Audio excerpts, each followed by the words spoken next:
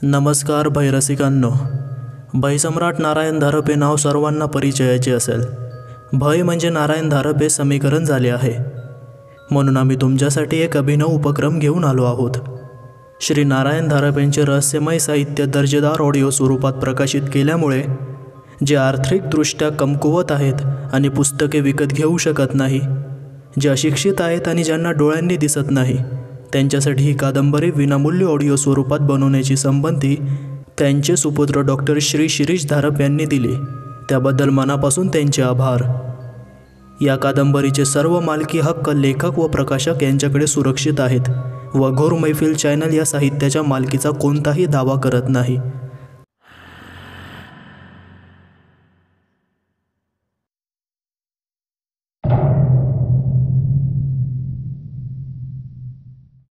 स्मशानातून किसाबाईला लोकांनी आधार देतच घरी आणलं होतं. दोघी शेजारणींनी तिच्या डोक्यावर गरम पाण्याचे 4 तांबे ओतले आणि तिला कोरडं पातळ नेसवलं. ती कोपऱ्यात अंगाची घडी करून पडून राहिली होती. अंधार केव्हाच झाला होता. गणपतनंच खोलीत लहानशी चिमणी लावली आणि तो दारापाशी कोपऱ्यात मुंडी घालून सुन्नपणानं बसून राहिला. विचारांचा कोलाहल आता थिजला होता.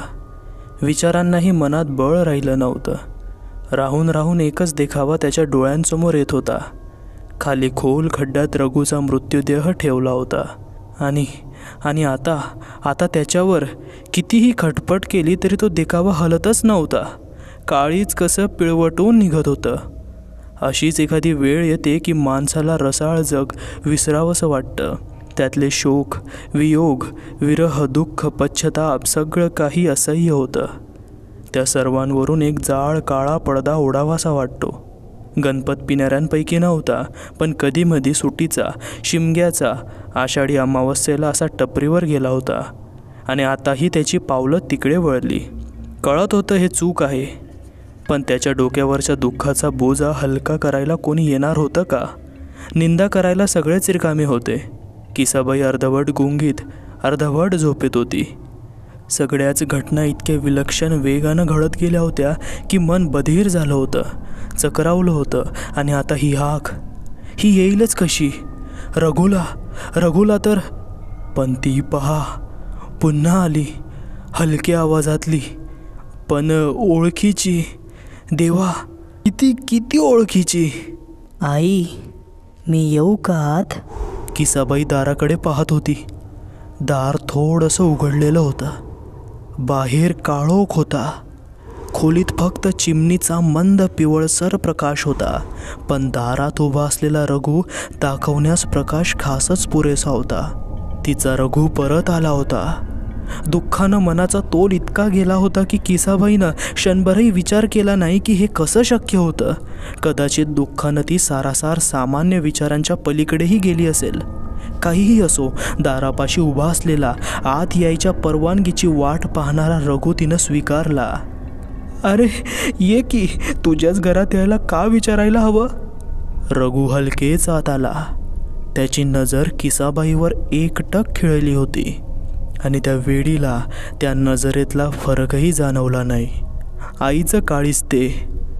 दोन्ही हात पसरून ती म्हणत होती, ये रे माझ्या राजा. रघु दबकत पुढे येत होता. हातापायांवर मातट डाग होते. तो नेहमीच मातीत खेळायचा आणि आपली बोलणी खायचा. किसाबाईला वाटलं, ओठाभोवती हनुवटीवर लालसर काळपट डाग होते. काहीतरी जांभळं करवंद चोरून खाल्ली असतील लबाडानं. ती मनाशी म्हणाली. रघु जवळ आला तसे आनंद तिशयानं किसाबाईनं डोळे मिटून घेतले. तिला त्या शेवटच्या क्षणीचे त्याच्या डोळ्यातले हिंस्त्र भाव दिसले नाहीत आणि खोलीत रघु एकटा आला नव्हता. त्याला आमंत्रण म्हणजे त्या सर्वांनाच आमंत्रण होतं. रघुच्या मागोमाग ओनव्यानं आणखी काही खोलीत आलं होतं. किसाबाईनं ते पाहिलं नाही आणि तिच्या गळ्याभोवती रघुची मिठी पळली. त्याचा चेहरा जवळ आला तशी ती तर भानच हरपल्यासारखी झाली. मानेपाशी काहीतरी टोचल्याची विलक्षण तीव्र वेदना झाली, पण ती क्षणभरच टिकली. मग सर्व अंगभर कसा सुखद गारवा पसरत गेला. डोक्यातलं झंझावती वियोगाचं वादळ त्या गारवाखाली कसं पाहता शांत झालं. तिला कसली चिंता म्हणून राहिली नाही. वेळ थांबला, सर्व काही थांबलं. गणपत खूपच उशिरा परत आला. एकावर एक करता करता शेवटी किती डोस झाले याची गणतीच राहिली नव्हती. त्या अड्ड्यातले लोकही शेवटी माणुसकी जाणणारेच होते. गणपतवर आलेला प्रसंग सर्वांनाच माहीत होता. त्याची शुद्ध गेली तरी त्याला कोणी लुबाडला नाही. अगदी चालवेन असं झालं तेव्हा त्यांच्यातल्याच एकानं मुकाट्यानं त्याला घराच्या दारापाशी आणून सोडला.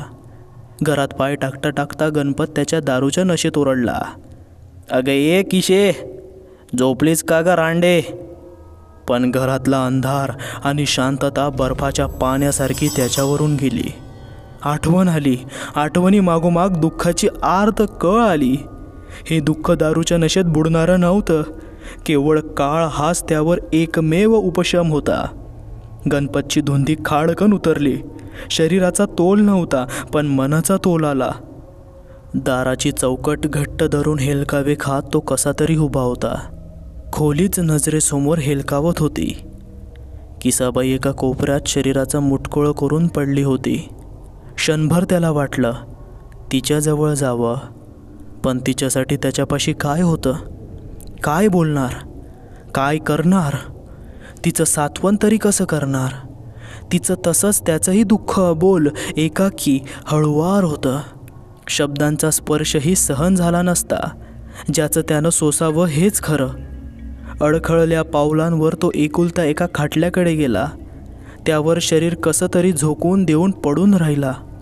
वेदनेला कड येत येत शेवटी ती दबक्या अस्पष्ट हुंदक्यात बाहेर पडली. किसाबाई वळली तर नाहीच, जागची हललीही नाही. सूर्य वर आला तरी दोघं तशीच पडून होती. गणपत रात्रीच्या जागरणानं आणि किसाबाई.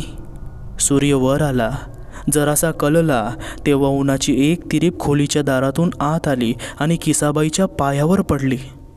एखाद्या मुक्या जनावरानं काढावा तसा एक निरर्थक बरळल्यासारखा आवाज तिच्या तोंडून निघाला. पायाची अस्वस्थ हालचाल झाली. पाय उन्हातून सावलीत गेला. ती पुन्हा निपचित पडून राहिली. पण जागृतीच्या कडेवर तरंगणाऱ्या गणपतला तेवढा आवाज जागे करायला पुरेसा होता. खाटल्यावर बसत डोळे चोळत तो इकडे तिकडे पाहू लागला. समोर किसाबाई तशीच पडलेली. गणपत झोपेतून नुकताच जागा झाला होता. काही गोष्टी तो या क्षणापुरता विसरला होता. रागावून तो तिला मोठ्यानं हाक मारणार, तोच आठवणी घोंगावत आल्या. तोंडाला चिमटाच बसला. खाटल्यावरून उतरून तो किसाबाईपाशी आला. तिचा खांदा हलकेच हलवत म्हणाला, किशे, अगं आता उठशील की नाही? किसाबाई काहीच बोलली नाही, तशीच पडून राहिली. तिला जरा जोरानं हलवीत गणपत मोठ्यानं म्हणाला, किशे, जागी तरी झालीस का? किसाबाई काहीच बोलली नाही, तशीच पडून राहिली. तिला जरा जोरानं हलवीत हलवीत गणपत मोठ्यानं म्हणाला, किशे, जागी तरी झालीस का? किसाबाई अगदी अगदी सावकाश कुशीवरून वळली. मोठ्या कष्टानं डोळे उघडून त्याच्याकडे पाहत ती म्हणाली, काय? तेवढ्या 2 शब्दांनाही किती कष्ट पडले तिला. गणपत तिच्याकडे पाहतच राहिला. तिच्या चेहऱ्यावरचा रंग उतरला होता, फिकटसर झाला होता. ओठ पांढरे पडले होते. डोळ्यांखाली काही वर्तुळं आली होती. श्वासोच्छवास उथळ वरच्यावर चालला होता. गणपतची उरली सोरली धुंदी पार ओसरली. ही किशी अशी दुःखात होरपळत होती आणि आपण मात्र तिकडे दारूचे ग्लासामागून ग्लास.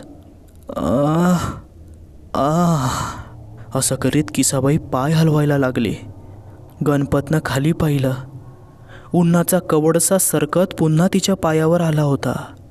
ती वेडीवाकडी सरकत कशी तरी उन्हातून दूर झाली आणि मग धापा टाकत पडून राहिली. ती तशीच उघड्या डोळ्यांनी त्याच्याकडे पाहत होती. तोंड उघडं होतं. ती धापा टाकल्यासारखा श्वास घेत होती. किशे, किशे, अगं असं काय करते आहेस? गणपत जरा घाबरलाच होता. मला कोपऱ्यात सावलीत न्या, एक एक शब्द करीत किसाबाई बोलली. गणपतनं दोन्ही हात तिच्या काखांखाली घालून तिला उचलली. ती किती हलकी लागत होती, नुसती काटक्यांच्या मोळीसारखी. खाटल्यावर कोपऱ्यात बसताच तिला जरा आराम वाटलासा दिसला. धापा थांबल्या. श्वास खोल यायला लागला. तिच्या चेहऱ्यावरही जरासा रंग आला. किशे, काय झालं ते तरी सांग.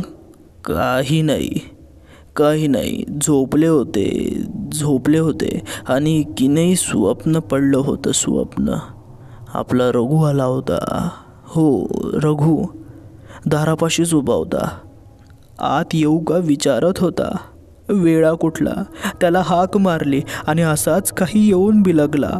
अगदी तान्ह्या बाळासारखा, कसासारखा कुशीत शिरत होता. गुंजा झाल्यावर रघुला अंगावरचा सोडला ना, तेव्हा कसा मला रागानं चावायचा. वेळा अगदी तसाच करीत होता. असं काही गोड वाटत होतं. सगळं काही विसरून गेले मी अगदी आता तुम्ही हाक मारीपर्यंत. पण किशे, तुला बरं नाही आहे? तू किती पांढरी पडली आहेस. मला तर वाटतं आपण पुन्हा त्या डॉक्टरांकडे जाऊया.